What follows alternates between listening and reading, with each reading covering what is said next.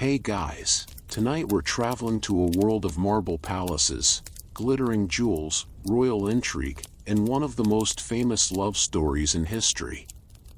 So settle into your favorite chair, get comfortable, and let the noise of the modern world slowly fade away.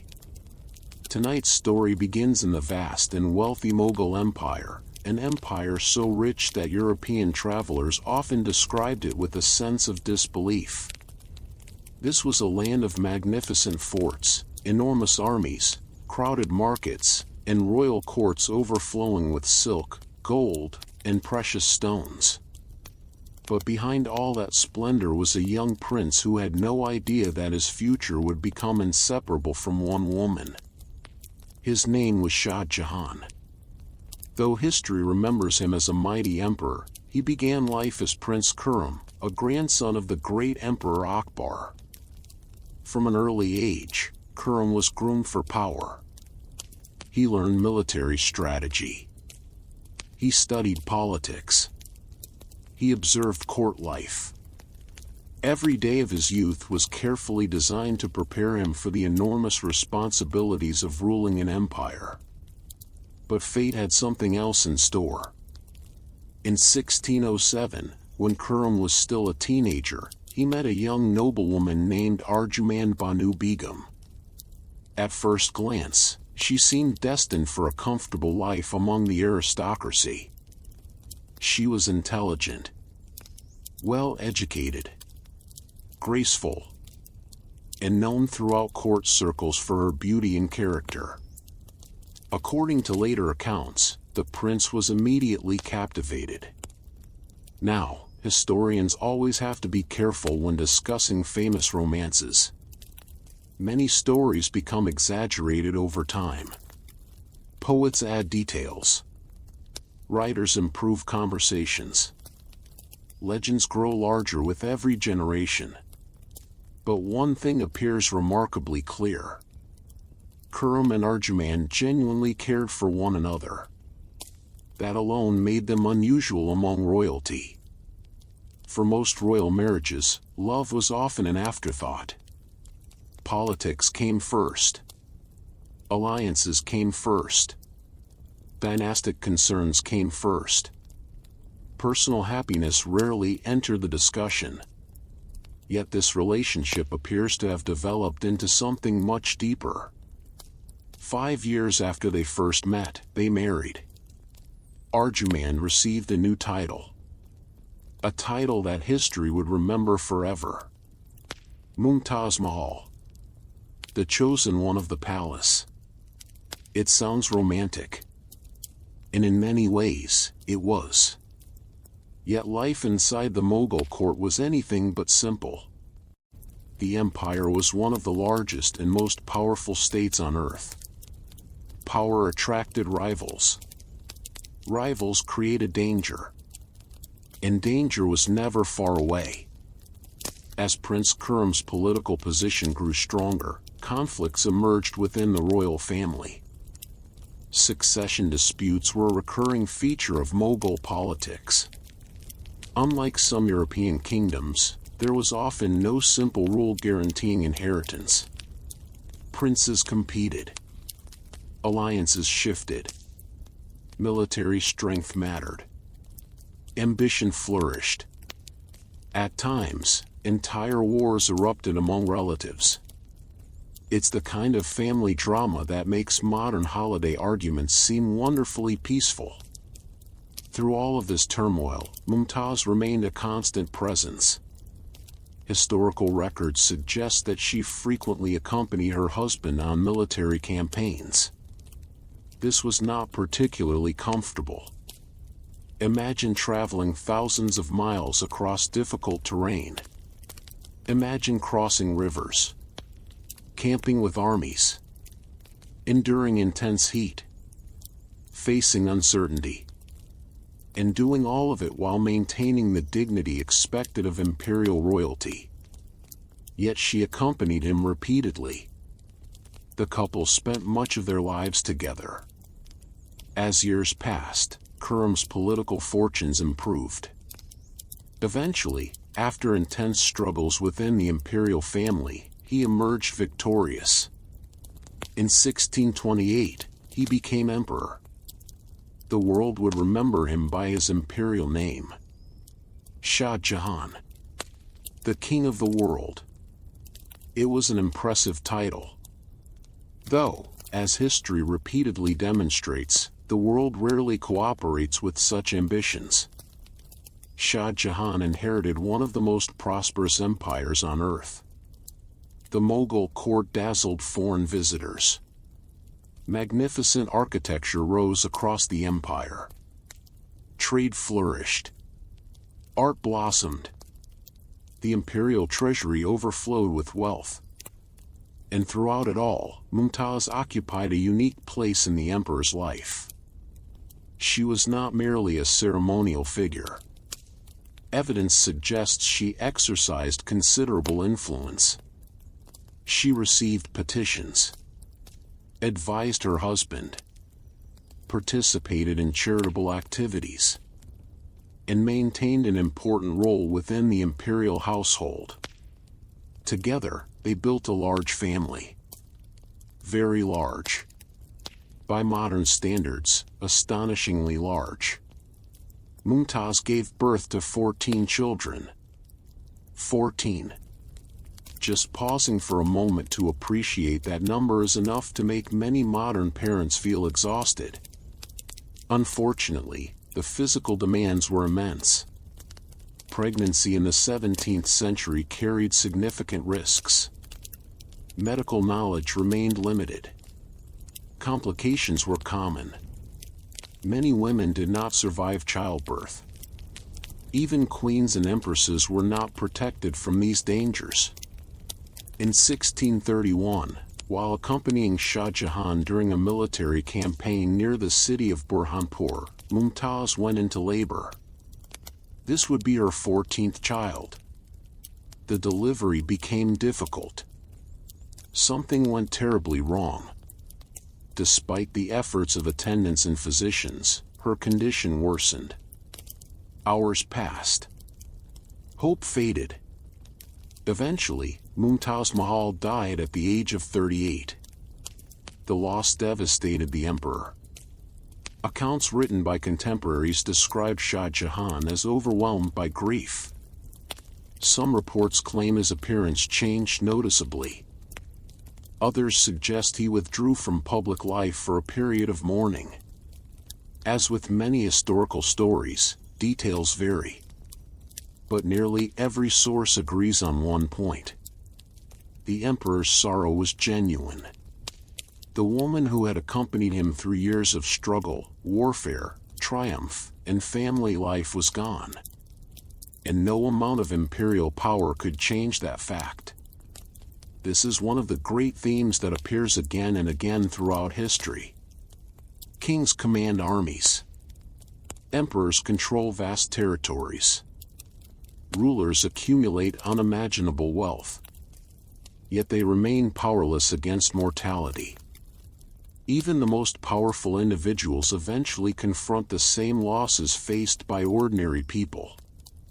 For Shah Jahan, grief became intertwined with architecture. He wanted to create something extraordinary. Not simply a tomb. Not merely a monument. Something that would honor Mumtaz Mahal on a scale worthy of her memory. The result would become one of the most famous buildings ever constructed. The Taj Mahal. Construction began in the 1630s. Thousands of workers participated. Artisans arrived from across Asia. Architects, stone carvers, calligraphers, engineers, metalworkers, craftsmen of every kind. The project consumed enormous resources. White marble arrived from distant quarries. Precious stones were embedded into decorative surfaces. Intricate geometric patterns covered walls and floors. Every detail reflected astonishing levels of craftsmanship. Even today, Nearly 4 centuries later, visitors continue to stand before the Taj Mahal in silence. Photographs capture its beauty, but photographs never fully convey the experience. The structure appears almost unreal. Its perfect symmetry, its luminous marble, its reflection in long pools of water, its changing appearance throughout the day as sunlight shifts across the sky.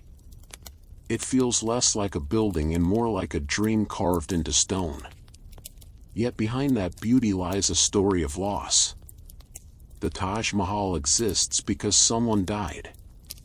That reality often gets overshadowed by romantic imagery. People speak about eternal love. They discuss architectural brilliance. They admire the monument's beauty. But at its core, the Taj Mahal is a memorial. A husband mourning his wife. A ruler confronting grief. A man attempting to preserve memory against the passage of time. And perhaps that is why the building continues to resonate so deeply. Everyone understands loss. Everyone understands the desire to remember someone. Most people simply do not possess an empire's treasury with which to express it. Years later, Shah Jahan himself would face tragedy of a different kind. His sons began competing for power. The struggle became fierce. Eventually, his son Aurangzeb emerged victorious. Shah Jahan was removed from power and confined within the magnificent Agra fort. For years he lived there as a prisoner. According to tradition, he spent much of his final period gazing across the distance toward the Taj Mahal. The tomb of Mumtaz. The monument created from grief. The symbol of a love story that had become legend. When Shah Jahan died in 1666, he was buried beside her. Today, millions of visitors travel from around the world to see the Taj Mahal. Some come for architecture. Some come for history. Some come for photography. And some come because they are drawn to the story itself. A prince who fell in love. A couple who shared decades together. A tragic death. And a monument so beautiful that it transformed personal grief into one of humanity's greatest works of art. As the sun rises over the white marble and the shadows slowly drift across its walls, the story continues.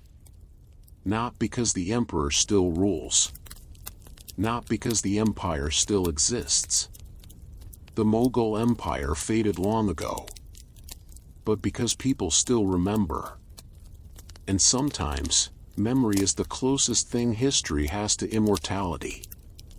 The golden cage of the Mughal court. As the first light of dawn spread across the marble courtyards of the imperial palace, servants were already awake. The Mughal court never truly slept. Somewhere, scribes were recording tax reports. Somewhere, soldiers were changing guard posts. Somewhere, merchants were arriving with exotic goods from distant lands. And somewhere inside the vast palace complex, Mumtaz Mahal was beginning another day as the most influential woman in one of the richest empires on earth. From the outside, her life appeared almost perfect. History often gives us that illusion.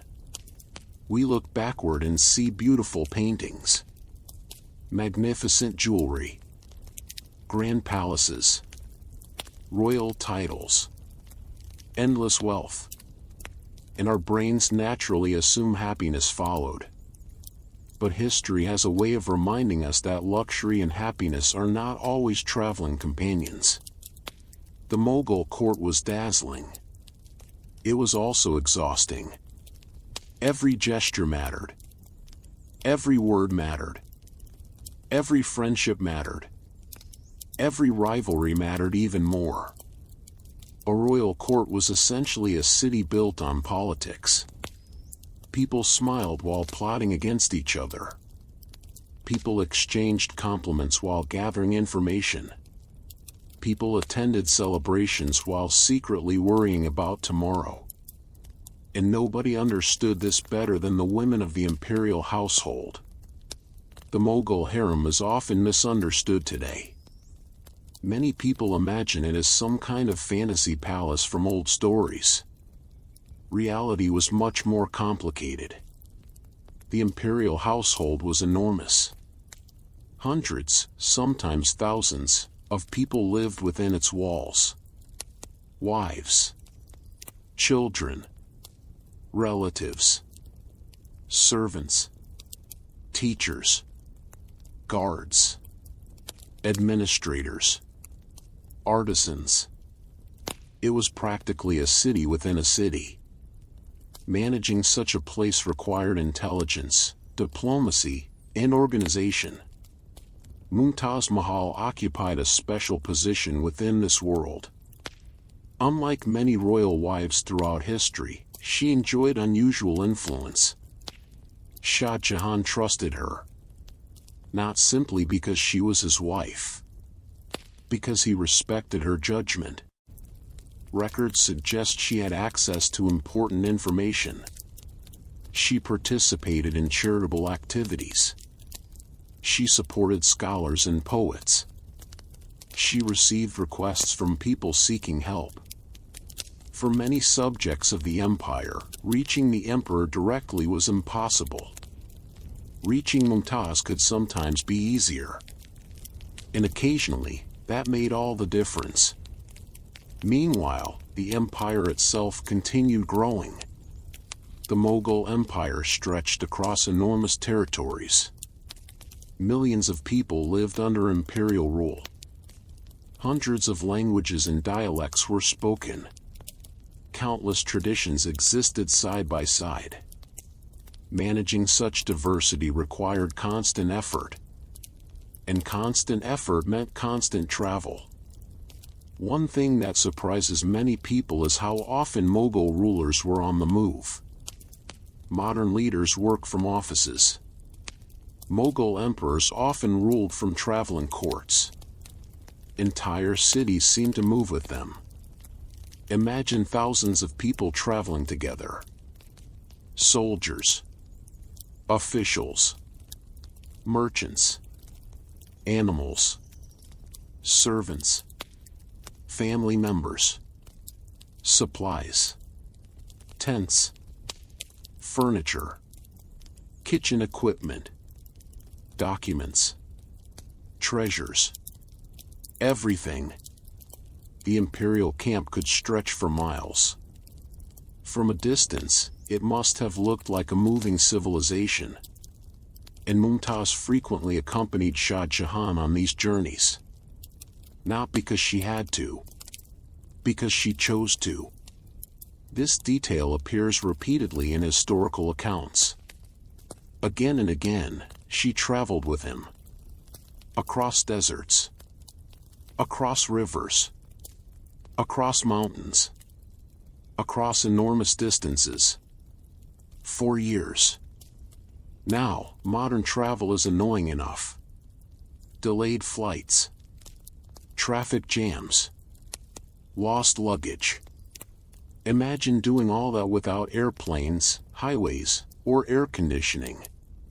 Suddenly the 17th century starts looking a little less glamorous. Yet these journeys became part of their shared life.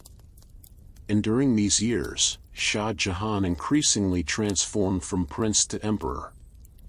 Victory brought power. Power brought responsibility. Responsibility brought pressure. Every ruler eventually discovers a difficult truth. The crown is heavier than it looks. From the outside, emperors appear all-powerful. From the inside, they often spend their lives solving endless problems. A rebellion here. A drought there. A border dispute somewhere else. Treasury concerns. Military campaigns. Political rivalries. Religious tensions. The list never ends. Each morning introduces new challenges, and every decision affects thousands, sometimes millions, of people. For Shah Jahan, these pressures never completely disappeared. Yet throughout much of his reign, observers described the empire as prosperous and stable. Trade flourished. Art flourished. Architecture flourished. In many ways, this became a golden age of Mughal culture. And perhaps nowhere was that prosperity more visible than in the architecture. Shah Jahan loved building projects. He really loved building projects. Some rulers collect cars. Some collect paintings. Shah Jahan collected magnificent buildings. Across the empire, construction projects appeared. Palaces, gardens, mosques, fortifications, public works, each designed to reflect imperial grandeur. One of the most impressive examples was the magnificent Red Fort.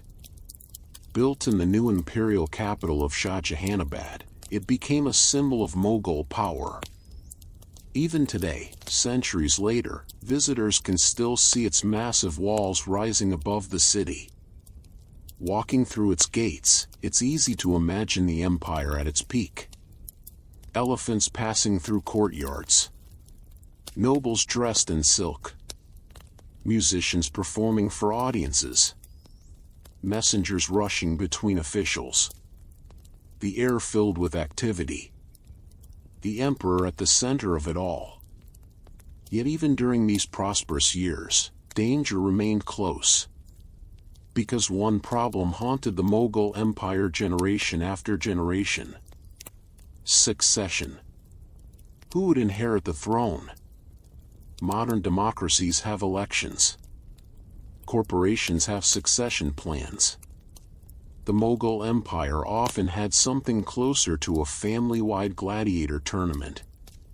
There was no automatic guarantee that the oldest son would inherit. Instead, princes competed. Sometimes peacefully, often violently. Every ambitious son knew the throne represented unimaginable power.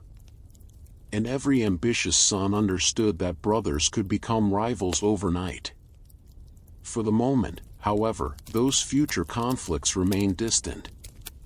The imperial family continued growing. Children filled the palace. Life moved forward. The empire seemed secure. Nobody could know how quickly everything would change. Because history often gives no warning before tragedy arrives. One year looks ordinary. The next changes everything. And in 1631, tragedy arrived in the city of Burhanpur. Mumtaz Mahal was pregnant again. By now, pregnancy had become a familiar part of her life. She had endured it many times before. The court likely expected another successful birth. Instead, disaster unfolded. The labor became difficult. Then dangerous. Then desperate. Hours passed. Physicians worked frantically. Attendants waited anxiously. The emperor himself remained nearby. But no amount of power could alter what was happening. Mumtaz Mahal was dying. At just 38 years old. After years of travel. Years of service. Years of motherhood. Years beside the emperor. Her life was ending. For Shah Jahan, the moment must have felt impossible. History rarely preserves the private emotions of individuals. We often know what people did. We don't always know what they felt. But in this case, the evidence suggests profound grief. The emperor who commanded armies could not save the person he loved most. And that reality shattered something inside him. The celebrations that normally accompanied a royal birth disappeared. The palace fell into mourning. The empire mourned with it. And Shah Jahan withdrew from public life. The man known as King of the World suddenly discovered that even kings cannot bargain with death. The woman who had shared nearly every chapter of his adult life was gone. What remained was memory. And memory, powerful as it is, can also be painful. Especially when every room reminds you of someone who is no longer there. Especially when every routine contains an absence. Especially when every success feels incomplete. In the months that followed, Shah Jahan began imagining a monument unlike anything the world had ever seen. Not merely a royal tomb. Not merely an impressive building. Something greater. Something capable of expressing grief itself. Something that would ensure Mumtaz Mahal would never be forgotten.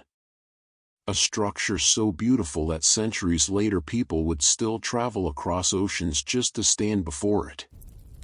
And in the next chapter of our story, thousands of workers, architects, artists, and craftsmen will begin constructing what many consider the most beautiful building ever created. A monument born not from victory, not from conquest, not from ambition, but from loss, and from one emperor's determination to turn heartbreak into eternity.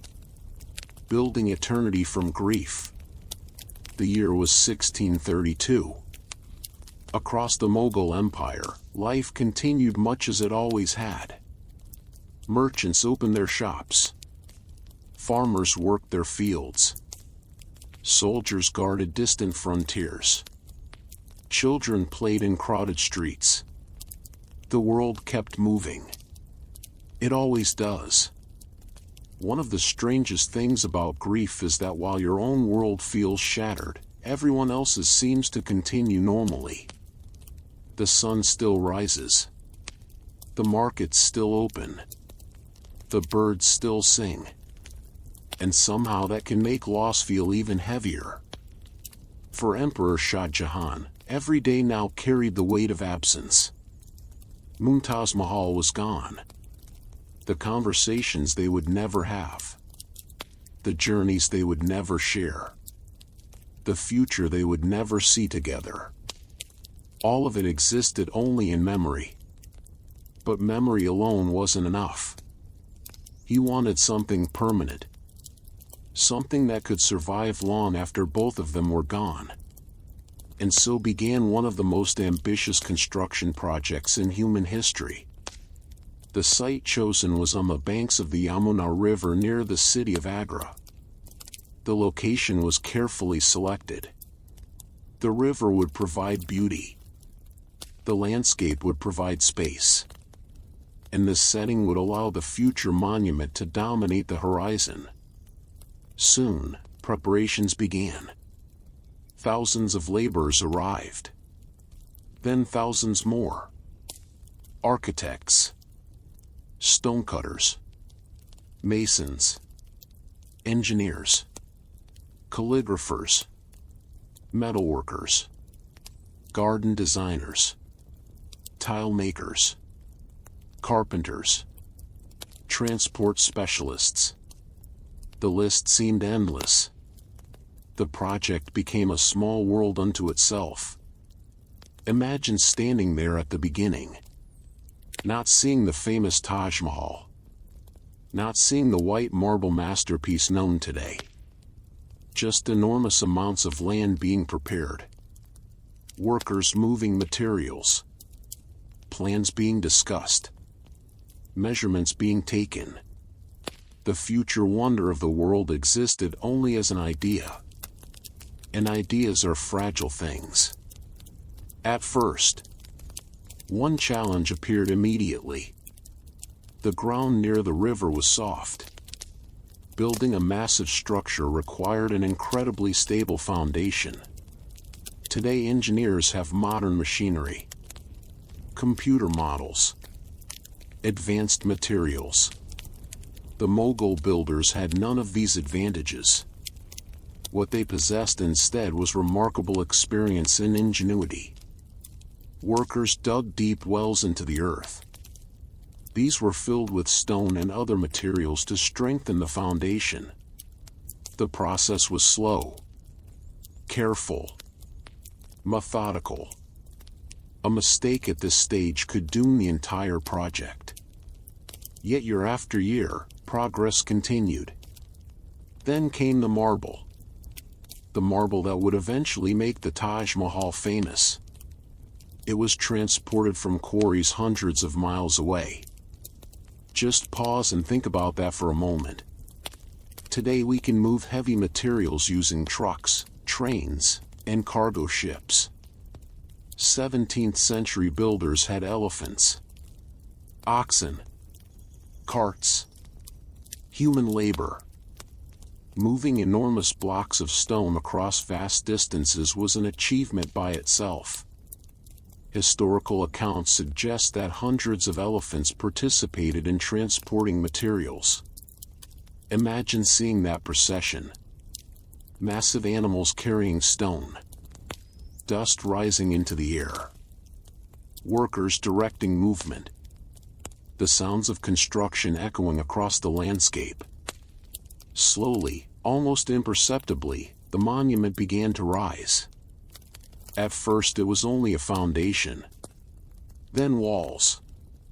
Then platforms. Then arches. Then domes.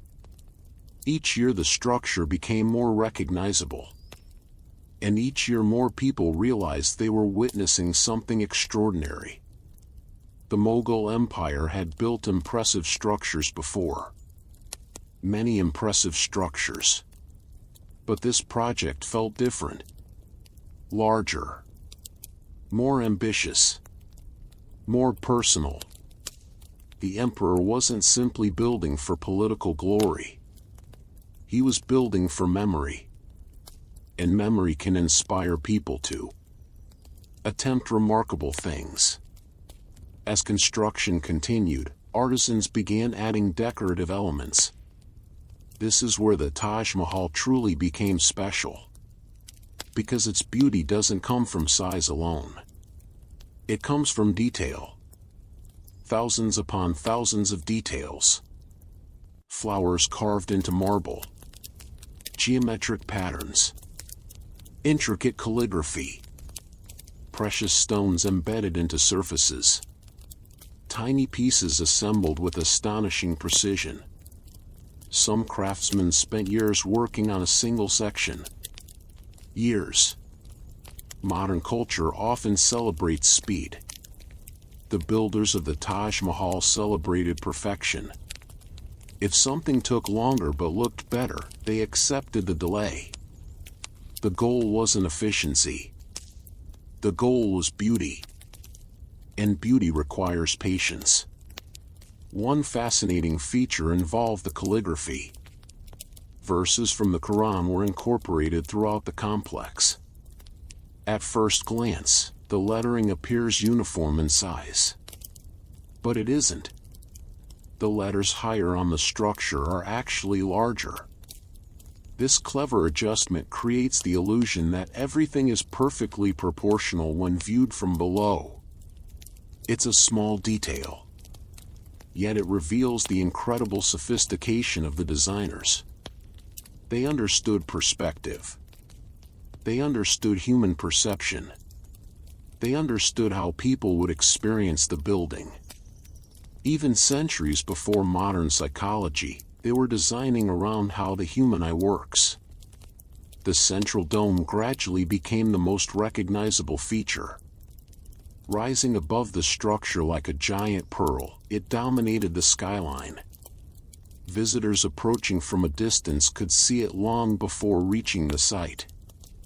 And that was intentional. The building was meant to inspire awe. Not arrogance. Not fear. Awe. The feeling that you are standing before something larger than yourself. Something that transcends ordinary life. As years turned into decades, stories about the project spread across the world. Travelers wrote about it. Merchants discussed it. Foreign visitors described it in letters. Many struggled to find adequate words. How do you describe something unlike anything you've ever seen? Sometimes you simply can't. Sometimes the closest description is silence. Even today, many visitors report a similar experience. They arrive after seeing photographs their entire lives. They think they know what to expect. Then they stand in front of the actual building. And for a few moments, they stop talking. Not because they have nothing to say. Because they don't know where to begin. Yet while the Taj Mahal grew more beautiful every year, another story was unfolding inside the imperial family. A darker story. A more dangerous story. One that would eventually threaten everything Shah Jahan had built. His sons were growing older. And as they grew older, they grew more ambitious. This was not unusual. The Mughal Empire had a long history of succession struggles. Princes were expected to compete. They were expected to prove themselves. Unfortunately, proving oneself often involved defeating one's rivals. And when your rivals are your brothers, family dinners become rather complicated. Among Shah Jahan's sons, one stood out. A prince named Aurangzeb. Intelligent, disciplined, determined, patient. All useful qualities in a ruler. All potentially dangerous qualities in a rival. At first, the emperor likely believed he had time. Time to manage the situation. Time to prepare the transition. Time to keep the family united. History repeatedly teaches the same lesson. People almost always think they have more time than they actually do.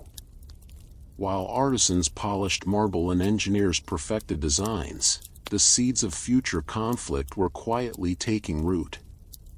The Taj Mahal was rising toward perfection. The imperial family was moving toward crisis. And neither development could be stopped. Because even the most beautiful love story cannot protect an empire from politics. In the next chapter, the monument nears completion, but Shah Jahan's world begins to collapse around him. His sons will fight. His throne will be threatened. And the emperor who built one of history's greatest monuments will soon find himself looking at it from a prison window. The emperor who watched his world disappear. By the 1650s, the Great White Marble Mausoleum on the banks of the Yamuna River was nearing completion. For more than 20 years, craftsmen had carved, polished, transported, measured, and perfected. Thousands of hands had touched the project. Thousands of lives had become part of its creation. The result was breathtaking. The Taj Mahal seemed almost impossible. On clear mornings, it appeared to float above the earth. At sunrise, the marble glowed with soft pink colors. At noon, it became brilliantly white. At sunset, it reflected shades of gold and orange. And under moonlight, it seemed less like a building and more like a dream. Visitors often struggled to believe that human beings had actually built it. Yet while the monument approached perfection, the emperor's personal world was beginning to fracture. Shah Jahan was growing older. He had ruled for decades. He had survived wars, political crises, court intrigues, family disputes. But age remains undefeated. Every emperor eventually discovers that time is the one rival that never loses. As the years passed, the question that haunted every Mughal ruler returned once again. Who would inherit the throne? For ordinary families, inheritance can create tension. Every emperor eventually discovers that time is the one rival that never loses. As the years passed, the question that haunted every Mughal ruler returned once again. Who would inherit the throne? For ordinary families, inheritance can create tension. Attempt remarkable things. As construction continued, artisans began adding decorative elements. This is where the Taj Mahal truly became special. Because its beauty doesn't come from size alone. It comes from detail. Thousands upon thousands of details. Flowers carved into marble. Geometric patterns. Intricate calligraphy. Precious stones embedded into surfaces. Tiny pieces assembled with astonishing precision.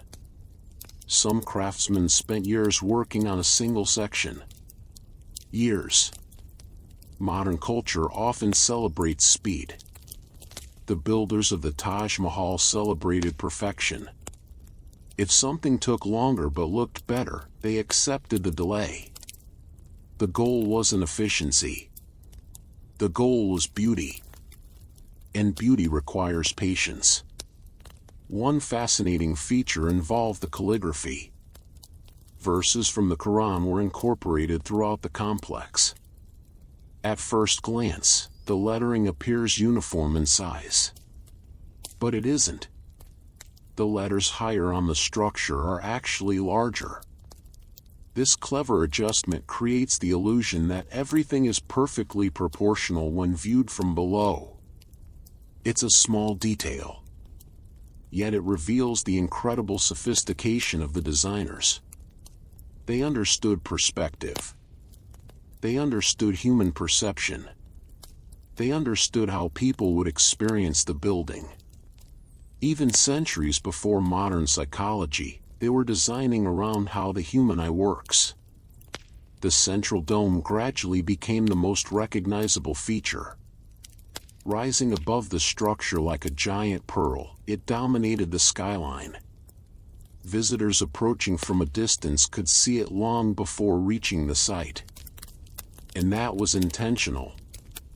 The building was meant to inspire awe. Not arrogance. Not fear. Awe. The feeling that you are standing before something larger than yourself. Something that transcends ordinary life. As years turned into decades, stories about the project spread across the world. Travelers wrote about it. Merchants discussed it. Foreign visitors described it in letters. Many struggled to find adequate words. How do you describe something unlike anything you've ever seen? Sometimes you simply can't. Sometimes the closest description is silence. Even today, many visitors report a similar experience. They arrive after seeing photographs their entire lives. They think they know what to expect. Then they stand in front of the actual building. And for a few moments, they stop talking. Not because they have nothing to say. Because they don't know where to begin. Yet while the Taj Mahal grew more beautiful every year, another story was unfolding inside the imperial family. A darker story. A more dangerous story. One that would eventually threaten everything Shah Jahan had built. His sons were growing older. And as they grew older, they grew more ambitious. This was not unusual. The Mughal Empire had a long history of succession struggles. Princes were expected to compete. They were expected to prove themselves. Unfortunately, proving oneself often involved defeating one's rivals. And when your rivals are your brothers, family dinners become rather complicated. Among Shah Jahan's sons, one stood out. A prince named Aurangzeb. Intelligent. Disciplined. Determined. Patient. All useful qualities in a ruler. All potentially dangerous qualities in a rival. At first, the emperor likely believed he had time. Time to manage the situation. Time to prepare the transition. Time to keep the family united. History repeatedly teaches the same lesson. People almost always think they have more time than they actually do. While artisans polished marble and engineers perfected designs, the seeds of future conflict were quietly taking root. The Taj Mahal was rising toward perfection. The imperial family was moving toward crisis. And neither development could be stopped. Because even the most beautiful love story cannot protect an empire from politics. In the next chapter, the monument nears completion, but Shah Jahan's world begins to collapse around him. His sons will fight. His throne will be threatened. And the emperor who built one of history's greatest monuments will soon find himself looking at it from a prison window. The emperor who watched his world disappear. By the 1650s, the Great White Marble Mausoleum on the banks of the Yamuna River was nearing completion. For more than 20 years, craftsmen had carved, polished, transported, measured, and perfected. Thousands of hands had touched the project. Thousands of lives had become part of its creation. The result was breathtaking. The Taj Mahal seemed almost impossible. On clear mornings, it appeared to float above the earth. At sunrise, the marble glowed with soft pink colors. At noon, it became brilliantly white. At sunset, it reflected shades of gold and orange. And under moonlight, it seemed less like a building and more like a dream. Visitors often struggled to believe that human beings had actually built it. Yet while the monument approached perfection, the emperor's personal world was beginning to fracture. Shah Jahan was growing older. He had ruled for decades. He had survived wars, political crises, court intrigues, family disputes. But age remains undefeated. Every emperor eventually discovers that time is the one rival that never loses. As the years passed, the question that haunted every Mughal ruler returned once again. Who would inherit the throne? For ordinary families, inheritance can create tension. Almost perfectly. Except for one thing. Shah Jahan's tomb. Because the original design centered entirely around Mumtaz Mahal.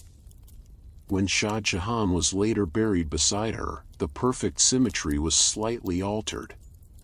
Some historians have noted the irony. The emperor who spent decades pursuing architectural perfection ultimately rests in the only asymmetrical part of the monument. Yet somehow that imperfection feels appropriate. Because love itself is imperfect. Human life is imperfect. History is imperfect. And perhaps that is what makes the story so enduring. The Taj Mahal was never really about perfection. It was about memory. A husband refusing to let the world forget his wife. And centuries later, people still remember. In the next part, we'll explore the legends, myths, and astonishing stories that grew around the Taj Mahal after Shah Jahan's death. Stories of lost treasures, secret chambers, forgotten craftsmen, and mysteries that continue to fascinate visitors to this day. The legends that refuse to die. The death of Shah Jahan in 1666 should have marked the end of the story. The emperor was gone. Mumtaz Mahal had been gone for decades. The Taj Mahal stood complete.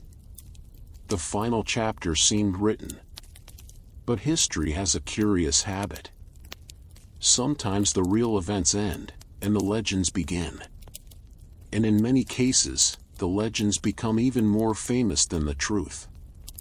As generations passed, people looked at the Taj Mahal and asked the same question. How could something so beautiful exist?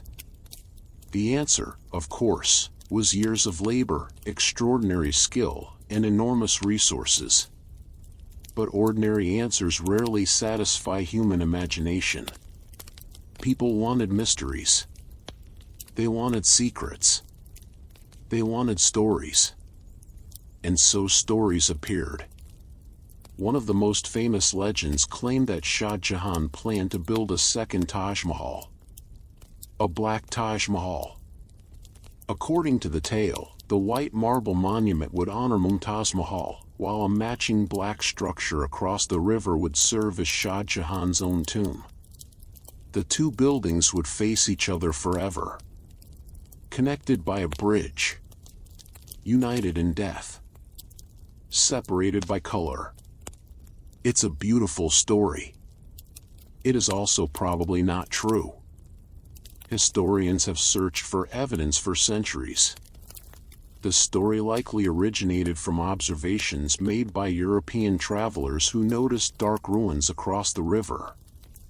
Over time, imagination filled the gaps. A rumor became a theory. A theory became a legend. And the legend spread around the world. Even today, many visitors arrive believing the story. Because honestly, it sounds exactly like something a grieving emperor might do. But reality is often less dramatic than legend. And yet, sometimes reality is fascinating enough on its own. Another famous story concerns the craftsman. According to a popular tale, after the Taj Mahal was completed, Shah Jahan ordered the hands of the artisans cut off so they could never build anything equally beautiful again. It's a shocking story. A horrifying story. And a story that appears to have no reliable historical evidence. No contemporary records support it. No official documents mention it. No trustworthy accounts from the period confirm it. The tale emerged much later. Perhaps because people often assume great rulers must also be ruthless tyrants. Or perhaps because the monument itself seemed so extraordinary that people wanted an equally dramatic story behind its creation. The truth is that the builders were highly skilled professionals whose talents were valued throughout the empire. History already contains enough genuine tragedies without inventing new ones. Yet the myths continued multiplying. Visitors whispered about hidden treasures, secret tunnels, lost chambers, hidden documents, buried jewels. The Taj Mahal became a magnet for speculation. And honestly, that is understandable. Large monuments often attract mysteries. Human beings dislike unanswered questions. When information is missing, imagination rushes in to fill the empty spaces. The fascinating thing is that even without legends, the actual history remains astonishing. Consider the scale of the project. The complex covers dozens of acres. Its gardens were carefully designed to symbolize paradise. Its architecture combined influences from across the Islamic world and South Asia. Its decoration involved techniques that required years to master. The engineering itself remains impressive even by modern standards. And all of this was achieved nearly 4 centuries ago. The monument wasn't merely beautiful. It was a demonstration of what human beings could accomplish when vision, wealth, and skill came together. Of course, not everyone viewed it positively.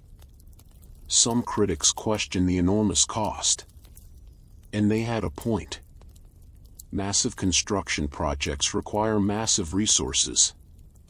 While the empire funded the monument, ordinary people still lived difficult lives. Farmers still struggled with droughts. Workers still faced hardships. Life remained uncertain for millions. This raises an interesting historical question. Can something be both beautiful and controversial? The answer is almost certainly yes. Many of history's greatest achievements emerged from complicated circumstances. The pyramids, imperial palaces, grand cathedrals. Monumental architecture often reflects both extraordinary creativity and enormous concentrations of power. The Taj Mahal is no exception. It inspires admiration. It also prompts questions. And perhaps that complexity makes it even more interesting. Meanwhile, under the rule of Aurangzeb, the Mughal Empire continued evolving. The new emperor differed greatly from his father. Where Shah Jahan celebrated architectural grandeur, Aurangzeb tended to be more austere. Where Shah Jahan invested heavily in monumental building projects, Aurangzeb focused more on military and administrative concerns. Every ruler leaves a different mark on history. And Aurangzeb's reign would become one of the longest and most consequential in Mughal history. Yet despite all his power, one fact remained unchanged. Visitors continued traveling to see the Taj Mahal. Poets continued writing about it. Artists continued sketching it. Travelers continued describing it. The monument had taken on a life of its own. It no longer belonged solely to Shah Jahan or Mumtaz Mahal. It had become part of history itself. Years became decades. Decades became centuries. Empires rose. Empires fell. The world transformed in ways Shah Jahan could never have imagined. New technologies appeared. New nations emerged. New generations inherited the earth. And through all of it, the white marble mausoleum remained. Storms came and went. Wars came and went. Rulers came and went. The Taj Mahal endured. There is something comforting about that. Human lives are brief. History moves quickly. Everything changes. And yet occasionally, a few creations survive long enough to connect distant generations. A visitor standing before the Taj Mahal today experiences something surprisingly similar to what a visitor might have experienced hundreds of years ago. The same marble. The same dome. The same reflection in the water. The same feeling of wonder. That continuity is rare. And perhaps that is the monument's greatest achievement. Not its size. Not its beauty. Not even its fame. Its ability to make people pause. To stop rushing. To look. To reflect. To remember. Because at its heart, the Taj Mahal remains what it was always intended to be. A memorial. A reminder. A declaration that one person's life mattered deeply to another person. And while empires vanish and rulers fade into history books, that message remains remarkably easy to understand. Love. Loss. Memory. The desire to be remembered. Those themes never become outdated. In the next part, we'll leave the marble halls of the Taj Mahal and explore the final years of the Mughal Empire's golden age, when immense wealth, growing ambition, and hidden tensions slowly began pushing one of history's greatest empires toward an uncertain future. The beginning of the long sunset. For a long time, the Mughal Empire seemed unstoppable. From the snowy mountains in the north to the warm plains of the south, imperial authority stretched across an enormous landscape. Its cities were among the richest in the world. Its markets overflowed with goods. Its artisans produced objects so beautiful that foreign visitors often carried them home as treasures. Its rulers commanded armies larger than those of many European kingdoms. To an observer standing in the late 17th century, the future probably looked secure. Empires often look strongest right before problems begin to appear. History is full of such moments. A kingdom seems stable. A government appears powerful. A ruler appears successful. And beneath the surface, changes are already underway. The Mughal Empire was no exception. After Shah Jahan's death, Emperor Aurangzeb ruled over a vast realm. He was hard-working, disciplined, intelligent, and extraordinarily ambitious. Unlike some rulers who preferred luxury and ceremony, Aurangzeb focused intensely on administration and military affairs. He spent years traveling with armies, reviewing reports, making decisions, managing an empire that seemed almost too large for one person to govern. At first, his efforts appeared successful. Territories expanded. Enemies were defeated. Imperial authority reached farther than ever before. The empire achieved its greatest geographical size during his reign. On maps, it looked magnificent.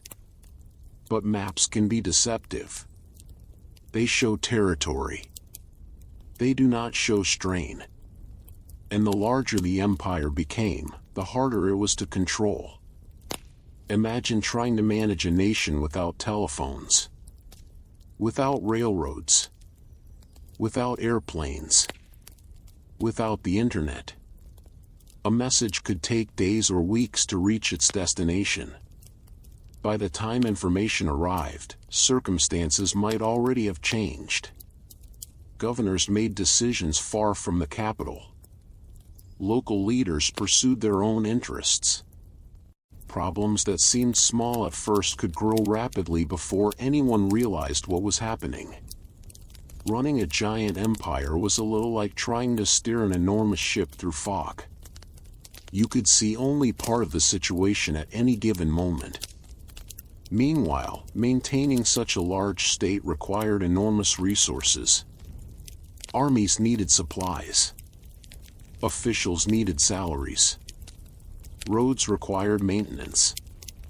Fortresses required repairs. Administration was expensive. Very expensive. And long military campaigns cost even more. Year after year, the imperial treasury faced increasing pressure. The empire remained wealthy. But wealth is not infinite. Even the richest governments eventually confront limits. At the same time, regional identities remained strong. The Mughal Empire contained extraordinary diversity. Different languages, different customs, different traditions, different religious communities. Managing that diversity required patience and skill. Most of the time, coexistence worked surprisingly well. Sometimes, however, tensions emerged. And tensions can accumulate slowly over decades, like cracks forming in a wall. At first, nobody notices. Then one day, everyone does. Aurangzeb spent much of his later reign fighting conflicts in the Deccan region of India. These campaigns lasted years. Then more years. Then even more years. Victories occurred. So did setbacks. Resources flowed southward. Time flowed southward. Attention flowed southward. The emperor grew older while the wars continued. And history teaches a simple lesson about long wars. Even successful wars can exhaust the winners. As the 18th century approached, something subtle was happening. The empire still looked powerful. The emperor still ruled. The armies still marched. The monuments still stood. But maintaining everything required increasing effort. The machine was still running. It was simply working harder than before. None of this would have surprised Shah Jahan. If he could somehow have looked into the future from his chamber in Agra Fort, he might have recognized the pattern. Every empire faces challenges. Every empire changes. Nothing remains at its peak forever. Not Rome.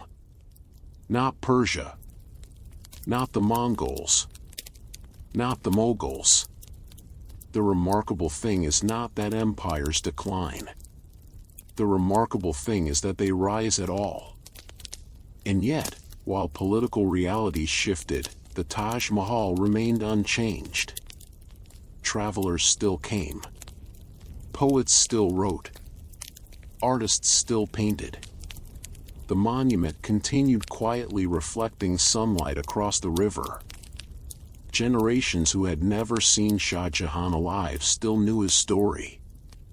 Many knew little about imperial politics. Many knew little about administrative reforms. But they knew about the emperor who built a marble tomb for the woman he loved. That story endured.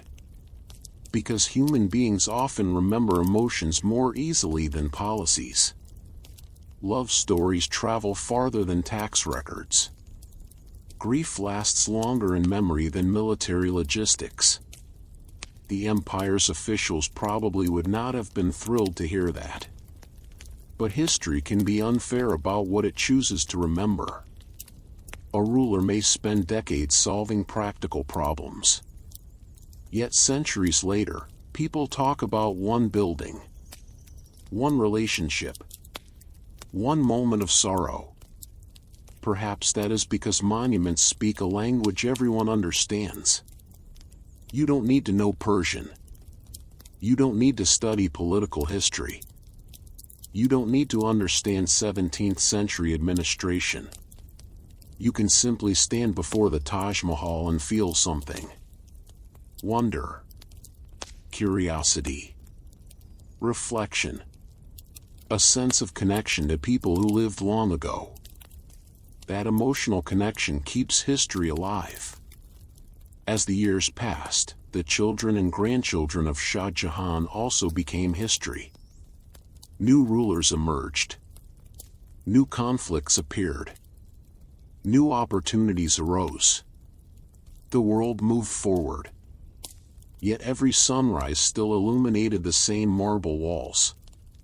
Every sunset still painted them with gold and crimson light. The monument remained a silent witness. Watching generations come and go. Watching the empire evolve. Watching history unfold. And perhaps that is one reason the Taj Mahal continues to fascinate people today. It reminds us that even in times of enormous change, some things endure. Not forever. Nothing lasts forever. But long enough to connect one age with another. Long enough to preserve a memory. Long enough to tell a story. In the next chapter, we will follow the Mughal Empire into the 18th century, where foreign traders, ambitious regional rulers, and unexpected events begin reshaping the future of South Asia, and where the world around the Taj Mahal starts changing in ways its builders could never have imagined. When the world began to change. As the 18th century dawned, the Taj Mahal stood quietly beside the Yamuna River. The marble still glowed at sunrise. The gardens still welcomed visitors. The river still flowed past its walls. At first glance, everything seemed unchanged. But history rarely announces its biggest transformations. The world often changes gradually. So gradually that people living through it barely notice. Then one day, someone looks back and realizes an entire era has vanished. The Mughal Empire was entering such a moment. When Shah Jahan built the Taj Mahal, the empire had been among the most powerful states on earth. Its rulers commanded immense wealth. Its cities impressed foreign travelers. Its armies inspired respect. Its court represented luxury on a scale difficult for outsiders to imagine. But now, new forces were beginning to emerge, and many of them arrived by sea. For centuries, merchants had traveled between Europe and Asia. Spices, textiles, jewels, tea, silk. These goods moved across enormous distances. Trade connected worlds long before modern globalization existed. By the early 1700s, European trading companies had established growing footholds along India's coastlines. At first, they appeared relatively harmless. They were merchants, businessmen, traders seeking profit. Nothing unusual about that. Empires had always dealt with merchants. But these merchants carried something different. They represented nations thousands of miles away. Nations that were becoming wealthier, stronger, more ambitious. One of these organizations was the British East India Company. Originally, its purpose seemed straightforward. Buy goods, sell goods, make money. Yet history repeatedly demonstrates that wealth and power tend to attract each other. The more successful the company became, the more influence it gained. And influence often leads to further ambitions.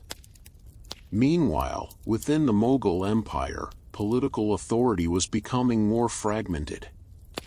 After Aurangzeb's death in 1707, succession disputes returned once again. New emperors ascended the throne. Some ruled briefly. Others struggled to maintain control. Regional leaders gained increasing independence. Governors who once followed instructions from the center began acting more like local rulers. The empire still existed, but its grip was loosening. Imagine holding a handful of sand. At first, everything remains together. Then a few grains slip away. Then a few more. Eventually, you realize much of the sand is gone. The process feels gradual. The result feels sudden. That is often how imperial decline works.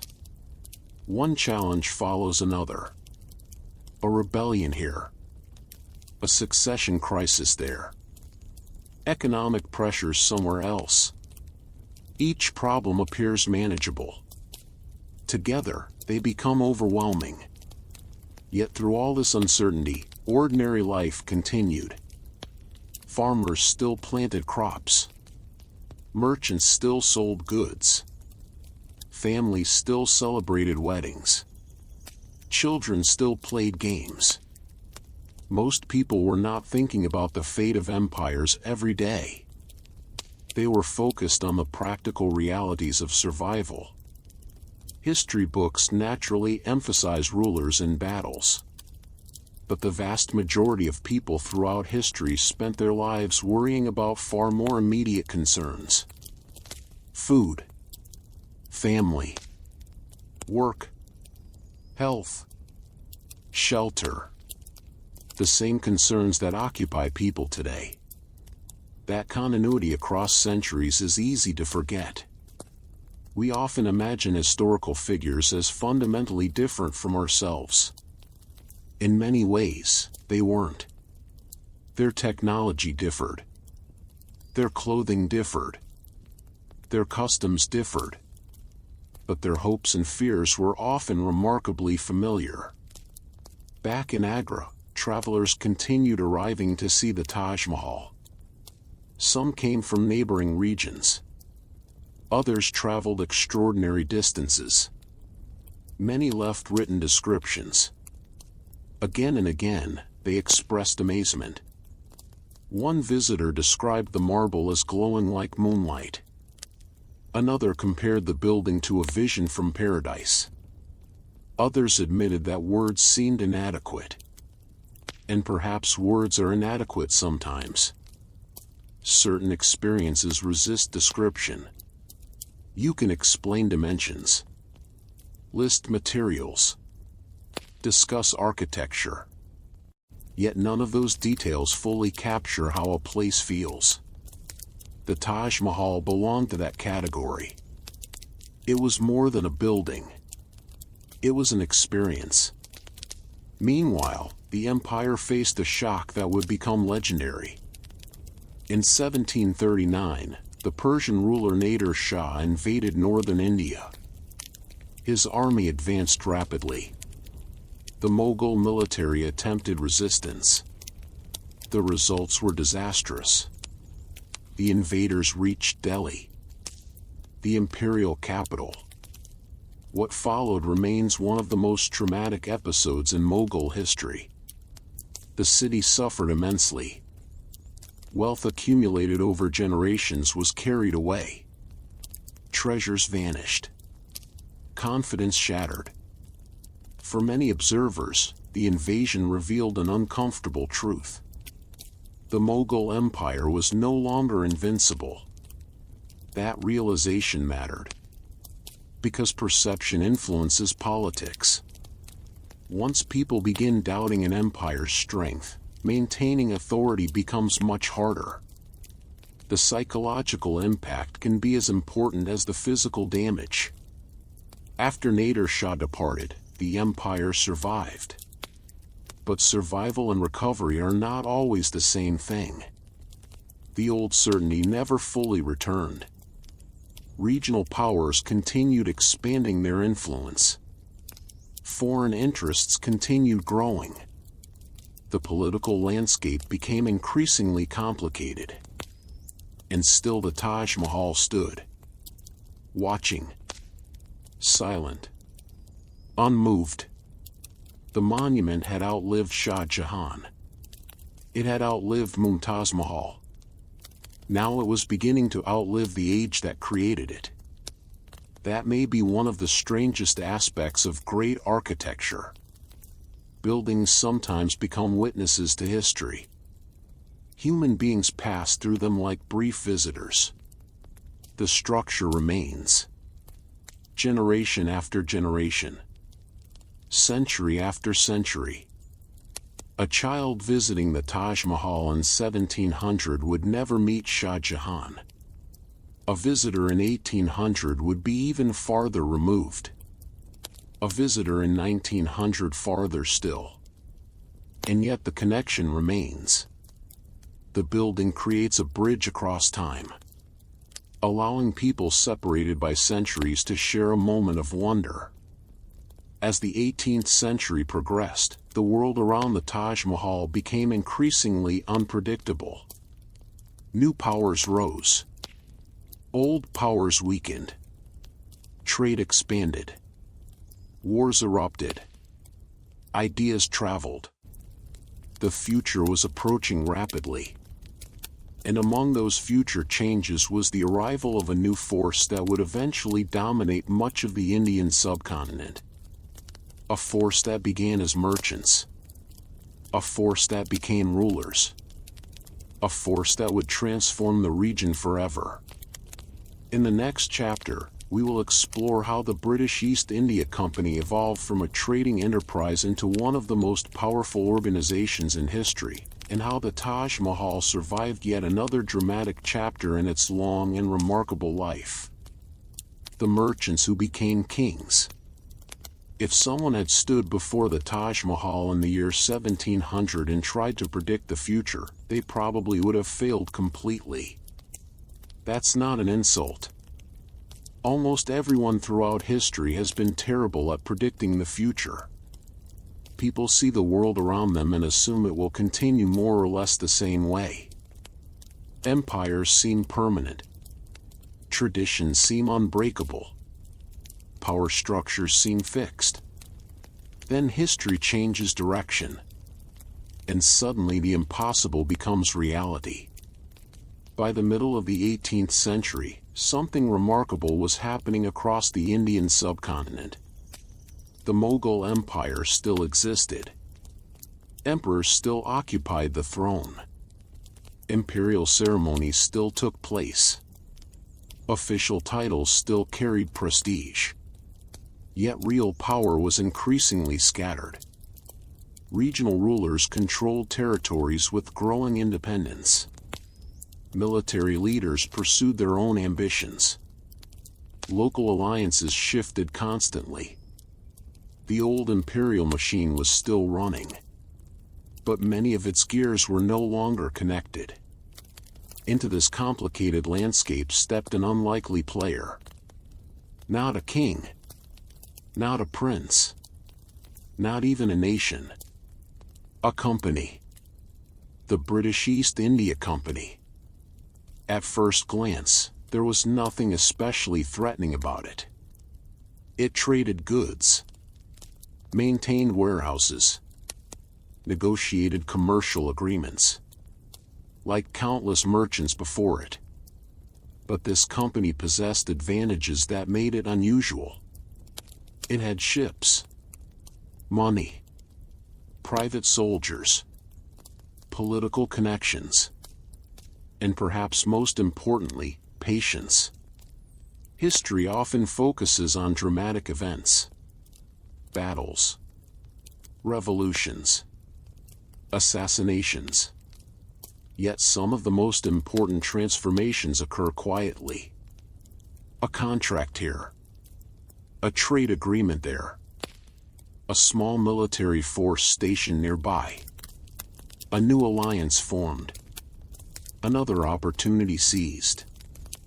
Year after year, step by step, the East India Company expanded its influence, not because it arrived with overwhelming power, because it learned how to navigate a fragmented political environment. When local rulers disagreed, the company sometimes benefited.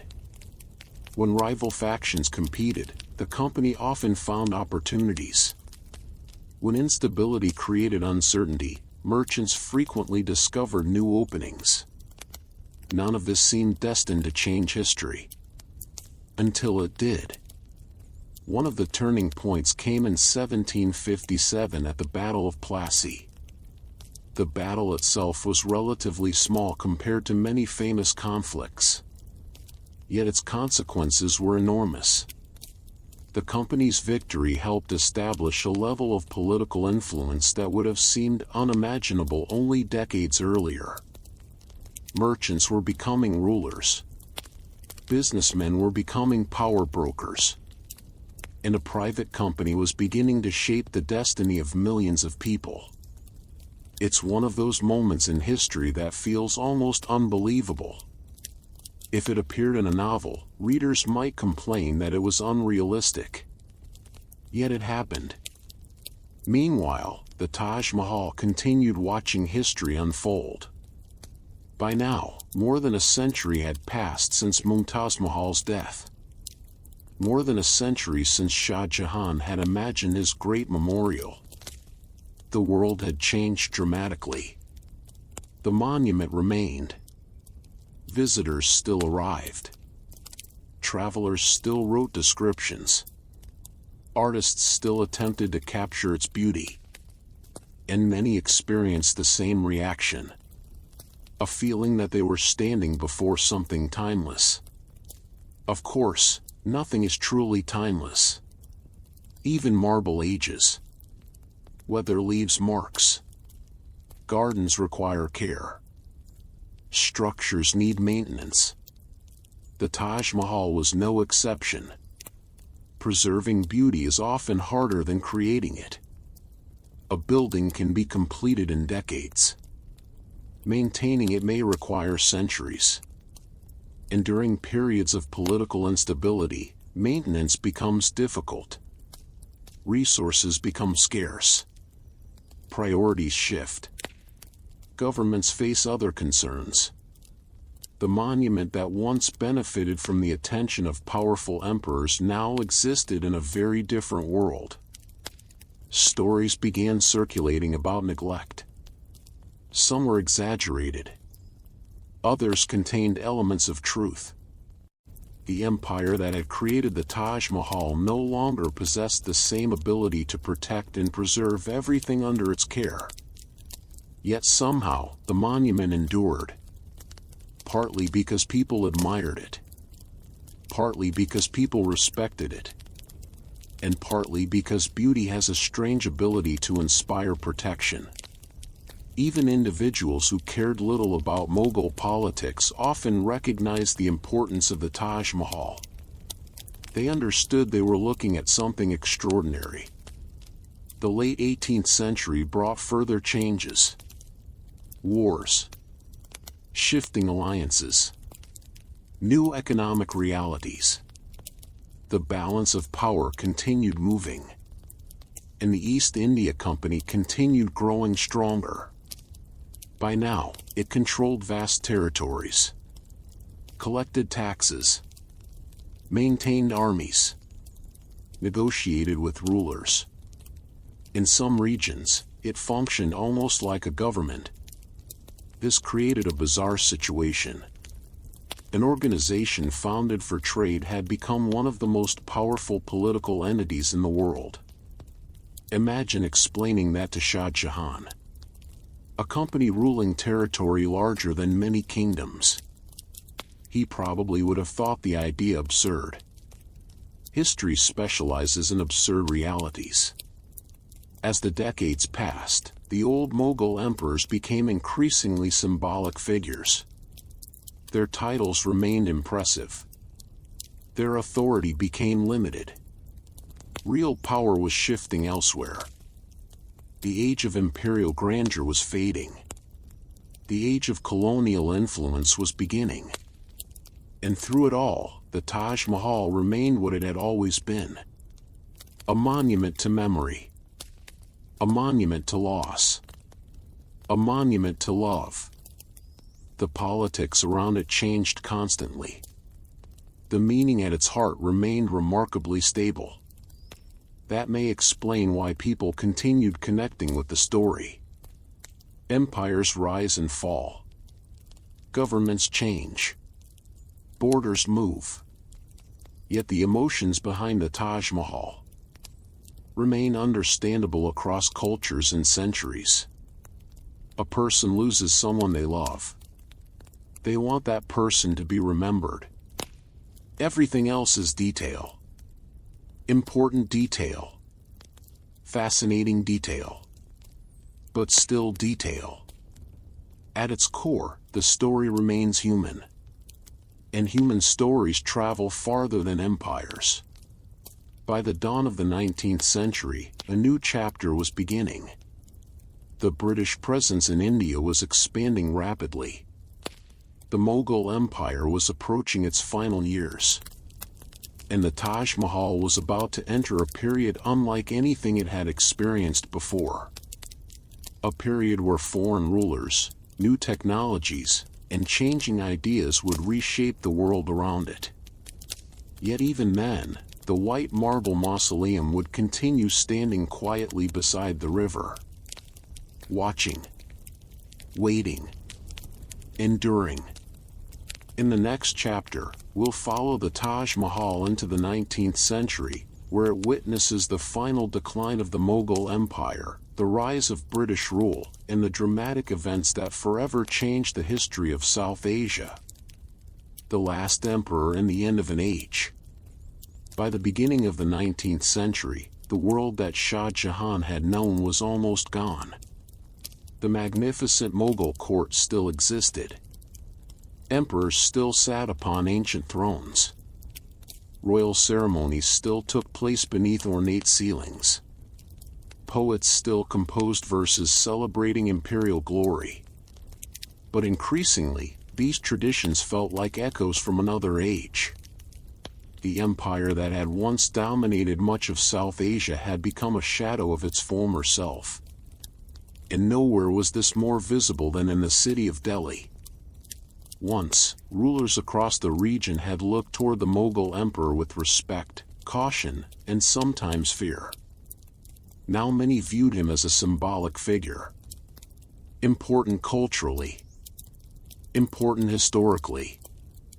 but no longer the unquestioned master of a vast empire. History can be surprisingly cruel in this way. One generation builds something extraordinary.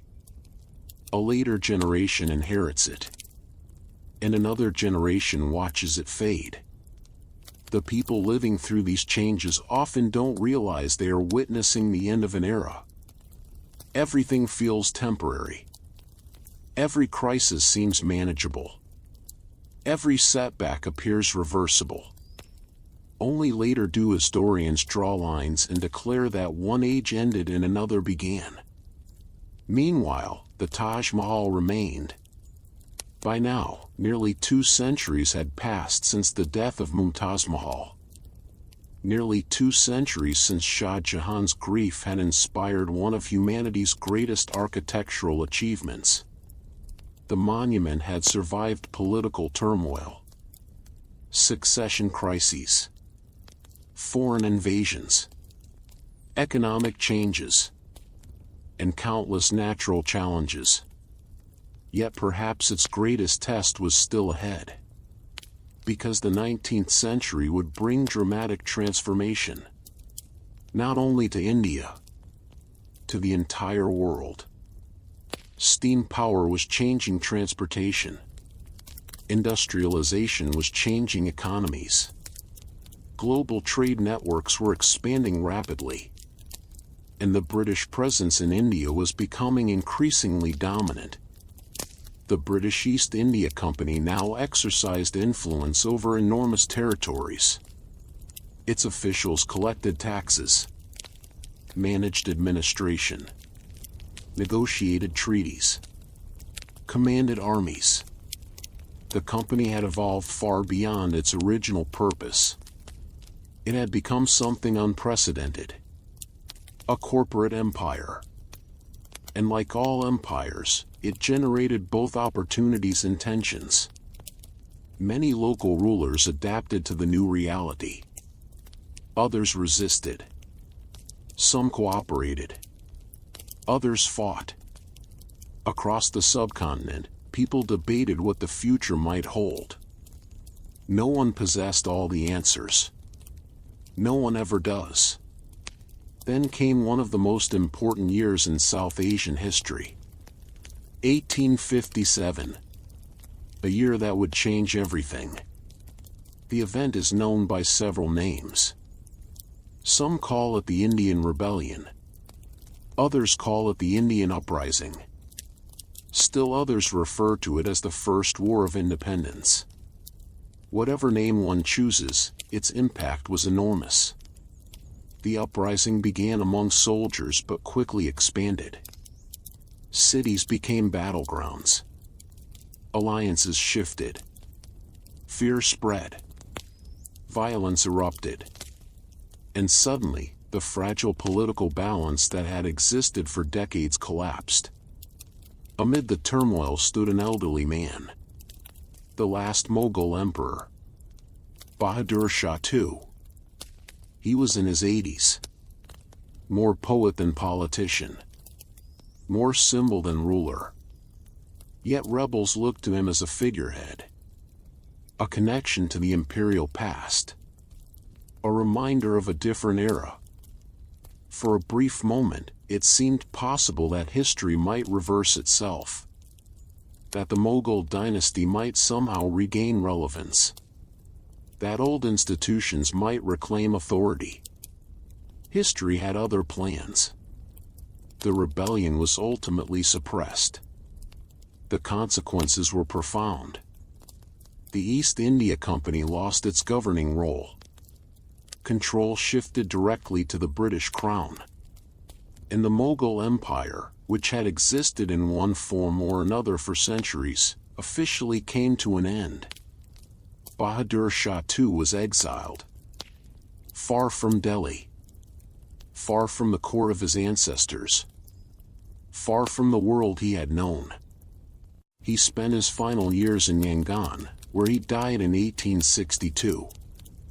With him ended a dynasty that had once ranked among the most powerful in the world. Imagine standing at the Taj Mahal during those years. Imagine watching the empire that built it finally disappear. The monument remained. Its creators were long gone. Their descendants had lost power. Their political world had vanished. And yet the marble still gleamed beneath the sun. There is something almost poetic about that. Human institutions often prove fragile. Buildings sometimes outlast them. The Taj Mahal had become more than a Mughal monument. It was becoming a global monument. Travelers from Europe increasingly visited. Writers described it. Artists painted it. Photographers, using a technology that would have seemed magical to Shah Jahan, began capturing its image. For the first time in history, people thousands of miles away could see realistic representations of the building. The Taj Mahal was entering the modern age. Not everyone treated it with perfect respect. Some visitors removed small pieces as souvenirs. Others failed to appreciate its historical significance. Preservation standards were not always what they would later become. Yet admiration for the monument continued growing. More people saw it. More people wrote about it. More people fell under its spell. And perhaps that is the most remarkable thing about the Taj Mahal. It survived not because the world remained unchanged. It survived because the world changed dramatically. Each new generation discovered it for itself. Each generation found new meaning in the story. For some, it represented love. For others, architecture. For others, history. For others, beauty. The monument somehow managed to be all these things at once. As the 19th century progressed, railways began crossing India. Telegraph lines carried messages at unprecedented speed. Modern technologies transformed everyday life. The distance between past and present seemed to shrink. And still, beside the Yamuna River, the Taj Mahal stood quietly. Watching trains replace caravans. Watching telegraphs replace messengers. Watching modernity arrive. It had already witnessed empires rise and fall. Now it would witness the birth of a new world. A world of industry. Photography. Mass tourism. Global communication. And soon, millions of people from every corner of the planet would know its name. In the next chapter, we'll enter the 20th century, a century of world wars, independence movements, dramatic political change, and growing efforts to preserve the Taj Mahal for future generations. The age of emperors may have ended. But the story of the Taj Mahal was far from over through wars, empires, and the modern world. When the 20th century began, the Taj Mahal was already an old monument. Not old by human standards. Old by historical standards. More than 250 years had passed since Shah Jahan first imagined a memorial for Mumtaz Mahal. Entire empires had risen and fallen during that time. Generations had lived and died. The world had transformed beyond recognition.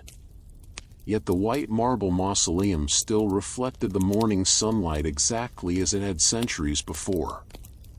If buildings could think, the Taj Mahal might have felt a certain amusement watching humanity. People rush. People argue. People build empires. People lose empires. People believe their moment will last forever. And then time moves on. The monument had seen this pattern repeatedly. It would see it again. The early 20th century was an age of enormous confidence. New inventions appeared constantly. Automobiles, telephones, airplanes, electric lights. Technologies that would have seemed miraculous in Shah Jahan's time were becoming ordinary. Across the world, people believed progress would continue indefinitely. Then came 1914. The outbreak of the World War I shocked the world. Although the fighting occurred largely outside India, the war affected millions throughout the British Empire. Soldiers traveled vast distances. Resources were redirected. Families worried about loved ones far away. The old world suddenly seemed less stable than people had imagined. And the Taj Mahal remained where it had always been. Silent. Patient. Watching. When the war ended, people hoped peace would follow. Instead, the 20th century delivered more upheaval. Economic crises. Political movements. Social change. Revolutions. And eventually another global conflict. Yet amid all this uncertainty, interest in preserving historical landmarks continued growing. People increasingly recognized that monuments like the Taj Mahal were irreplaceable. Once damaged, they could never truly be recreated. Conservation became more organized. Restoration efforts became more systematic. The monument was no longer simply a relic from the Mughal past.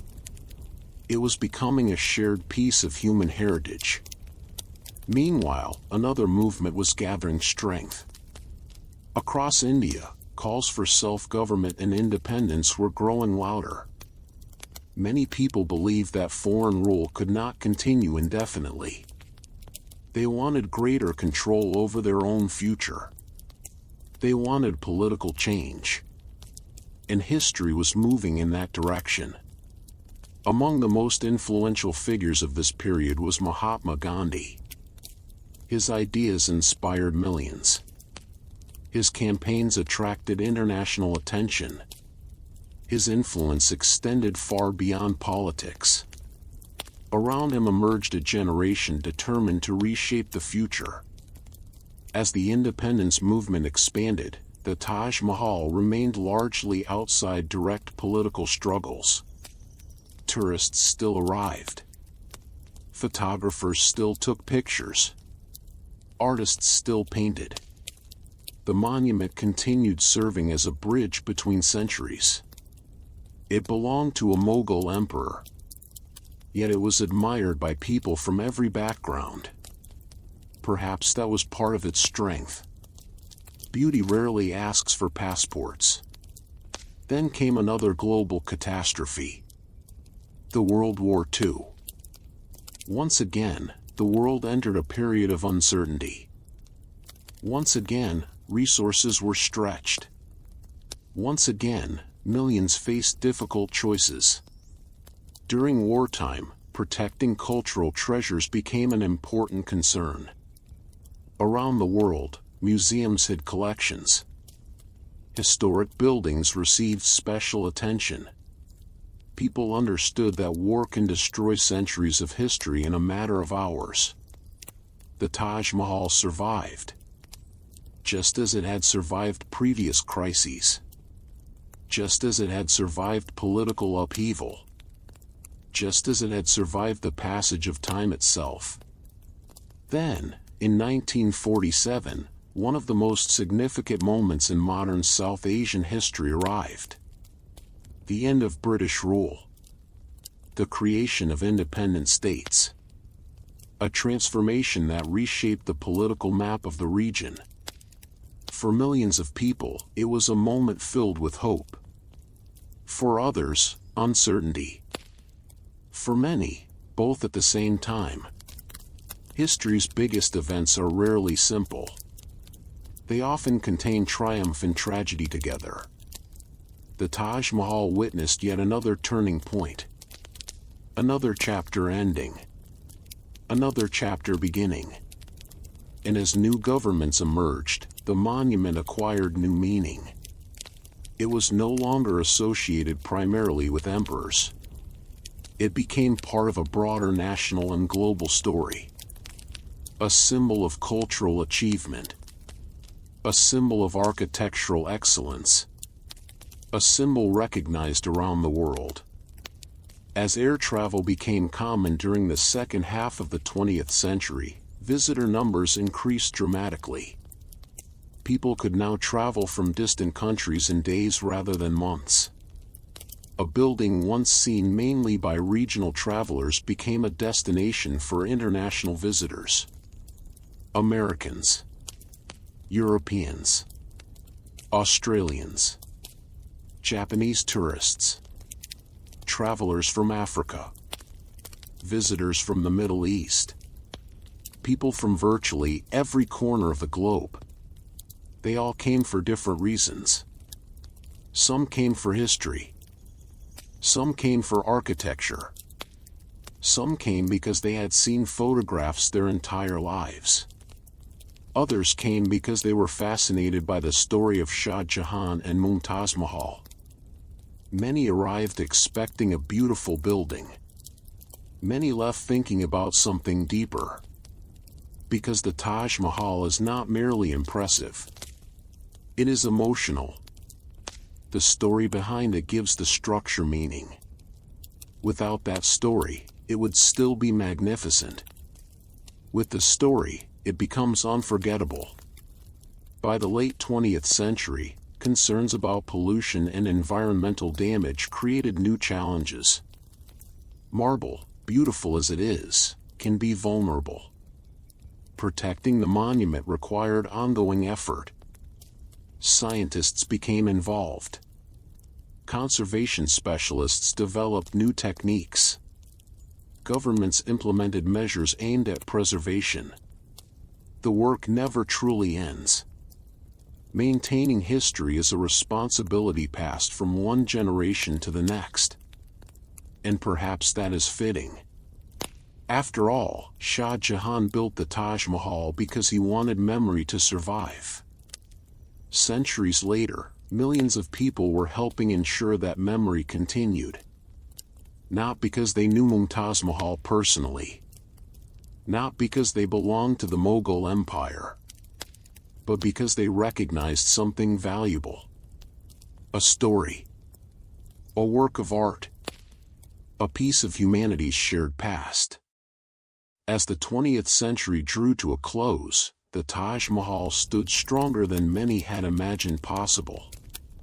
It had survived emperors. It had survived colonial rule.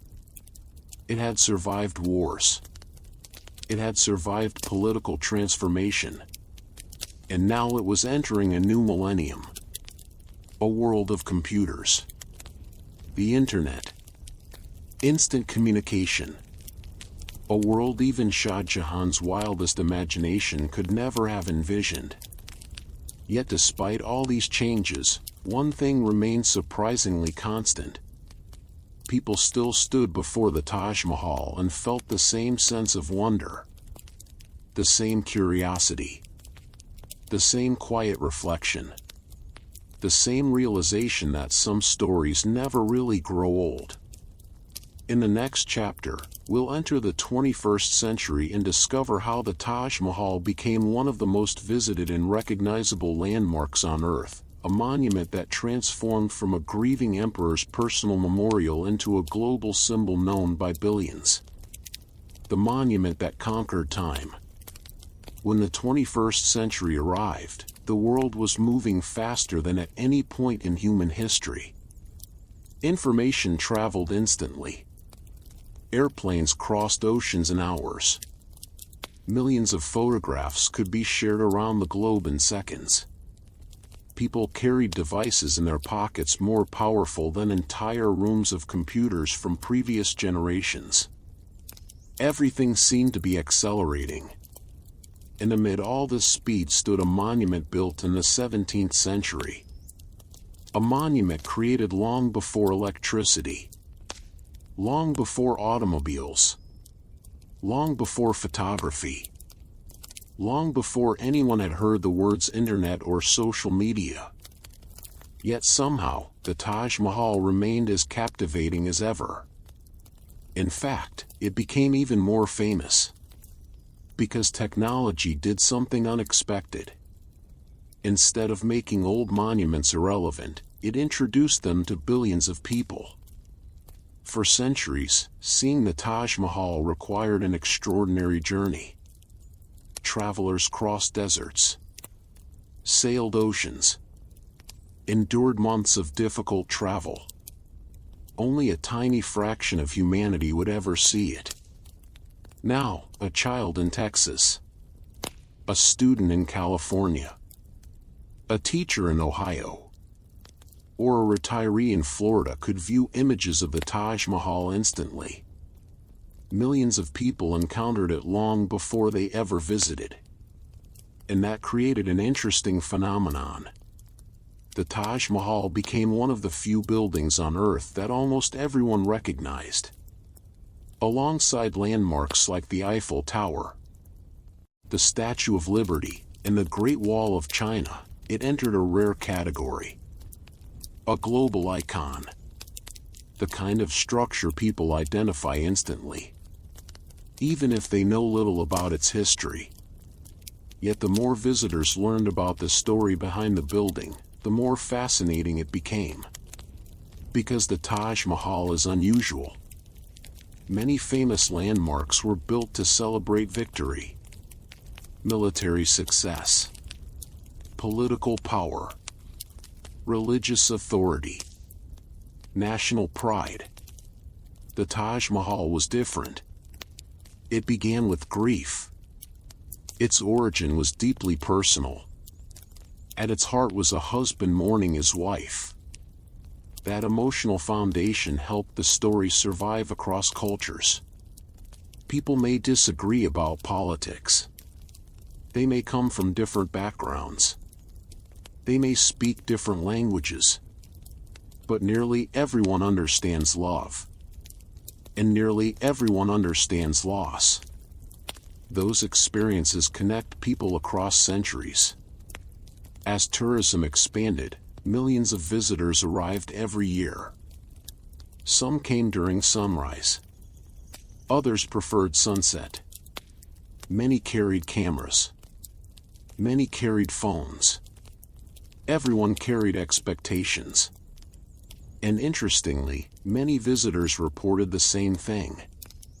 The Taj Mahal looked better in person. That's not always true of famous attractions. Some landmarks suffer from impossible expectations. People arrive and think, oh, that's smaller than I imagined. Or, that looks different from the photos. The Taj Mahal often produced the opposite reaction. Visitors expected beauty, then discovered something even more impressive. The symmetry, the scale, the craftsmanship, the way light changes the marble throughout the day.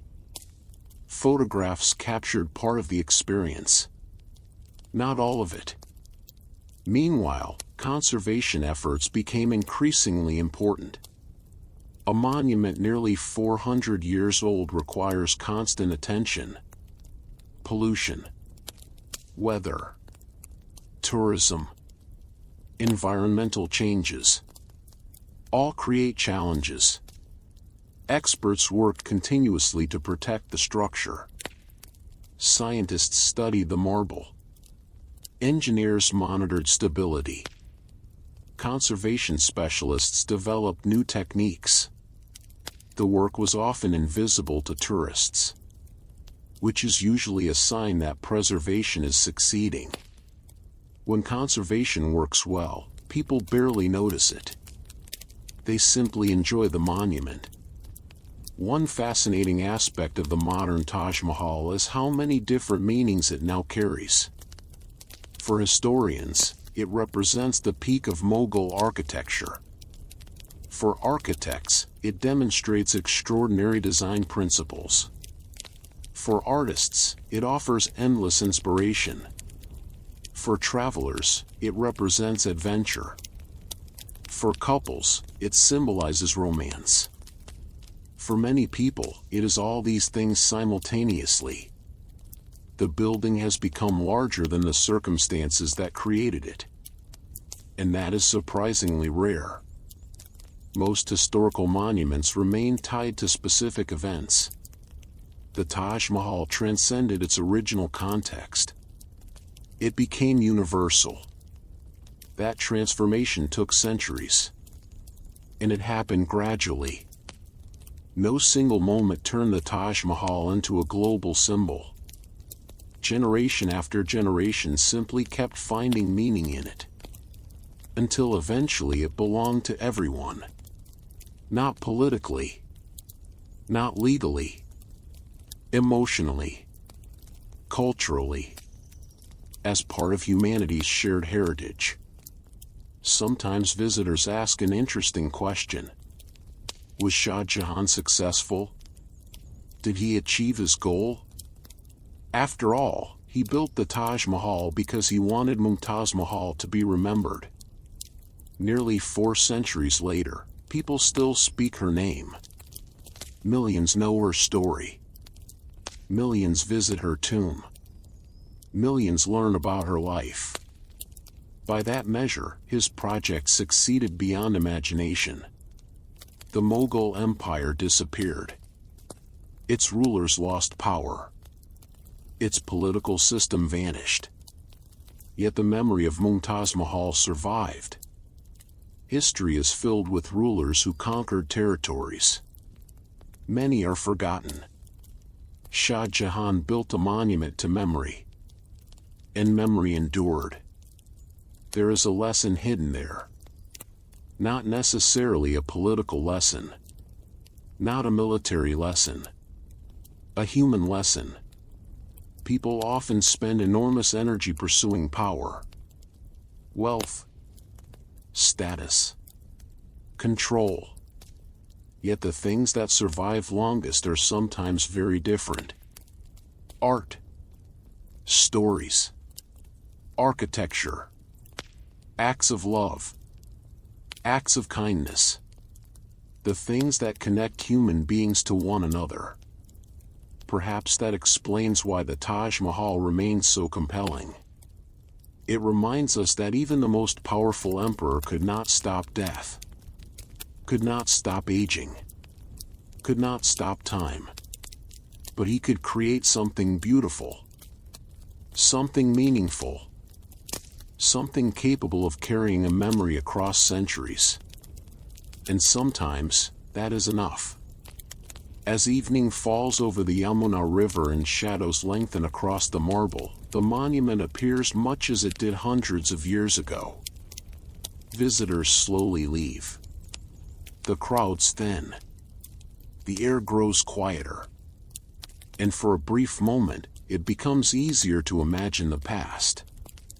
To imagine Shah Jahan standing somewhere nearby. Thinking about Mumtaz Mahal. Wondering whether future generations would remember. The answer, carried across nearly 4 centuries of history, is simple. Yes. They remembered. And they still do.